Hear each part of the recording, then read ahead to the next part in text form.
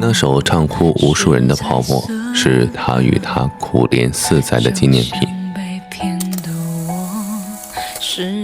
林宥嘉和邓紫棋的初次相遇是在一个颁奖晚会上，不算巅峰相遇，但也算小有名气。2个初出茅庐的新人歌手聚在一起，看着颁奖台上星光熠熠的歌王歌后，眼里有对未来共同的憧憬，还有聊不完的话题。惺惺相惜中擦出了爱的火花。恋情的曝光猝不及防，他们执手逛街，被摄像机框在一起时，本紧握着的双手顺势放下，你侬我侬的场景变成了闹剧一场。他说着，我想要上在八卦杂志，你以为我是什么艺人吗？我只是爱音乐而已。随后矢口否认他们的感情，而他也默默删除了自己作为恋人力挺他的微博，默许了他们之间的感情隐于地下。2012年金曲奖的颁奖典礼上，最佳女歌手提名和最佳男歌手提名携手相伴，一时间成为整个会场最亮眼的存在。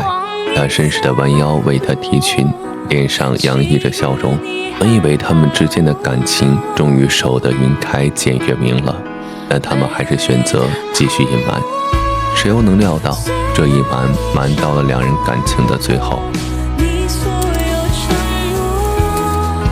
哪个女孩不想堂堂正正陪在爱人身旁？但为了照顾她的情绪，她可以将委屈尽数吞下。她突然消失的无数个日夜，她明明知道他在骗她，她明明知道他在逃避责任，但为了维持这份摇摇欲坠的感情，她心甘情愿的被骗。可这如泡沫一般脆弱的恋情，在她心术旁人的消息传出后倏然破碎。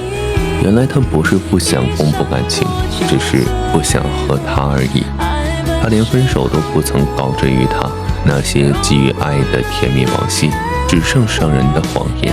他们走过山川湖海，可从未真正被世人承认过、祝福过。4年往昔，如一霎花火，还未绽放至尽兴，便留下一地唏嘘，草草散场。这世界上为爱与咳嗽隐瞒不住，而那些秘而不宣的往昔，是真的爱过吗？